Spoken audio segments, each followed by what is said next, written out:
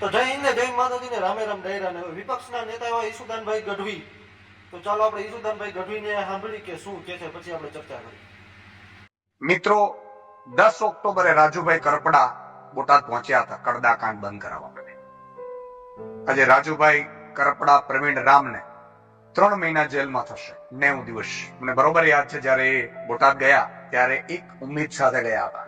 મારા 54 લાખ ખેડૂતોને જે ભાજપ વાળા એપીએમસી ઉપર કબજો કરીને, માર્કેટિંગ યાર્ડો ઉપર કબજો કરીને, ત્યાં પણ એના મળતિયાઓ જોડે ખેડૂતોને ચારે બાજુથી લૂંટ ચલાવે છે, એ લૂંટ બંધ કરાવવા માટે ગયા હતા. અને મજબૂત નેતા પ્રવીણ રામ પણ હળદરમાં પહોંચ્યા હતા. ત્યારની ઘટના આપે જોઈ હશે કે ભાજપે લાઠીચાર્જ કરાવડાવ્યો, માર મરાવડાવ્યું ખેડૂતોને ઘરમાં ઘૂસીને માર મરાવડાવ્યું.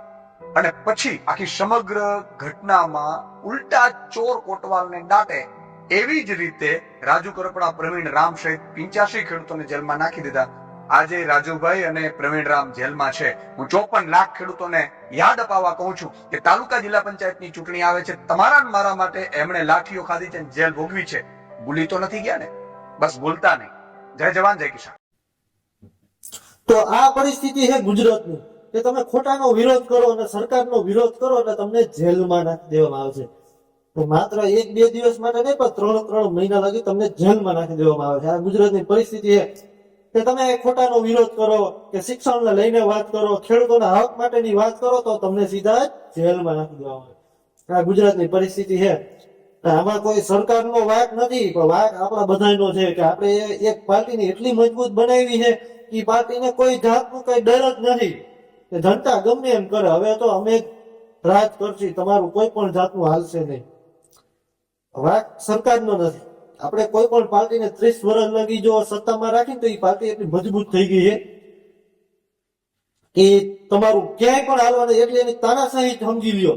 જો કે તમે ગુજરાતમાં જાણો છો, કોઈ ગુંડા હોય, બુટલેગર હોય તો એ ખુલ્લેઆમ રખડે છે, એને કોઈ જાતની સજા થતી નથી. તમે મૂળ ભાજપમાં હોય ને તમારા ખીચામાં પૈસા હોવા જોઈએ, પૈસા હે તો તમે આઝાદ રખડો, ગમે ને મારો, મર્ડર કરી નાખો, ગમે કરો, તમને કોઈ પણ જાતની સજા નહીં.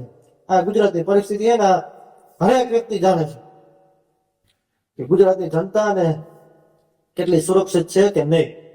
જે લોકો ખોટાનો વિરોધ કરે છે ને માત્ર 1-2 દિવસ માટે નહીં, પણ 3 મહિના જેલમાં રહેવું પડે. હવે ગુજરાતની જનતા જરાક વિચારો.